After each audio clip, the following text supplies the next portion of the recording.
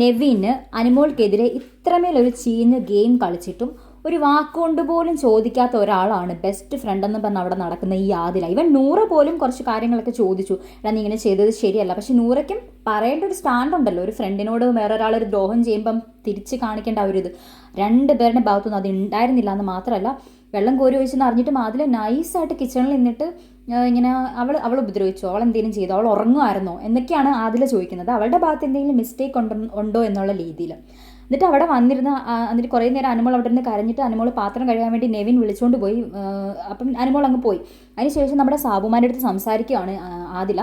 ശരിക്കും പറഞ്ഞാൽ ഇവിടെ നടന്ന പ്രശ്നത്തിൽ ഒരിക്കലും അനുമോളുടെ ഭാഗത്തുനിന്ന് അത്ര മിസ്റ്റേക്ക് ഇല്ല. അത് ഈ ലൈവ് കാണുന്ന പുറത്ത് നിൽക്കുന്ന ആർക്കാണെങ്കിലും മനസ്സിലാവും.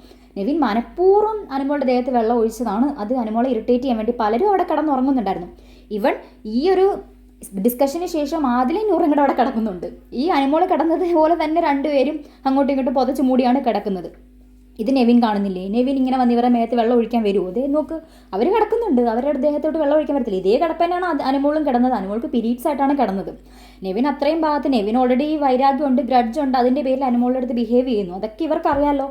എന്നാൽ ആദില വാ തുറന്ന് നെവിൻ്റെ അടുത്തൊരു കാര്യം ചോദിച്ചു. അക്ബർ എന്തോ ചോദിച്ചപ്പം അക്ബറിൻ്റെ അടുത്ത് തിരിച്ചു പറഞ്ഞു. ഇവൻ അനീഷേട്ടൻ പോലും നമ്മുടെ അനുമോളെ അനുമോൾക്ക് ഫേവറബിളായിട്ട് സംസാരിച്ചു. നെവിൻ ഇങ്ങനെ ചെയ്തത് ശരിയായില്ല, ഷാനവാസിക്ക സംസാരിച്ചു. ഇത്രയൊക്കെ പ്രശ്നം നടന്നിട്ട് ഒരു വാക്കുകൊണ്ട് പോലും മിണ്ടിയില്ലെന്ന് മാത്രമല്ല, അനുമോളെ ഇഗ്നോർ ചെയ്തിട്ട് അവരുടെ ബെഡിലിരുന്ന് സാബുമാൻ്റെ അടുത്ത് സംസാരിക്കുകയാണ്. എന്നിട്ട് അനുമോൾ ഇറങ്ങി പോയ ശേഷം പറയുകയാണ് അനുമോളുടെ ഓരോ കുറ്റങ്ങൾ.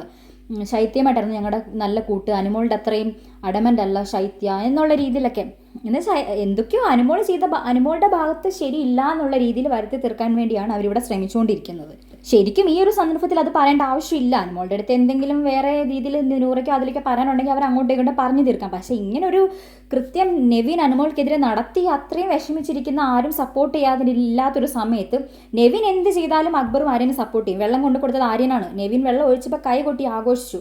അക്ബർ അവിടെ കിടന്ന് നെവിന് വേണ്ടി കരഞ്ഞ് അല്ലെങ്കിൽ നെവിന് വേണ്ടി വാദിച്ച് ജയിക്കാൻ ശ്രമിക്കുമായിരുന്നു ഷാനവാസ് സംസാരിച്ച സമയത്ത്.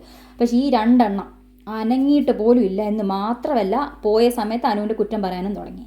ഇപ്പോഴും ആദിലയും നൂറയും നല്ലതാണ്, അനുവാണ് തെറ്റ് ഒക്കെ സമയത്ത് അനുവിൻ്റെ ഭാഗത്ത് ദേഷ്യം വരുമ്പോൾ പല വാക്കുകൾ അനുവിൻ്റെ ഭാഗത്ത് നിന്ന് വീഴും. അനുവിന് അത് കൺട്രോൾ ചെയ്യാൻ പറ്റുന്നില്ല.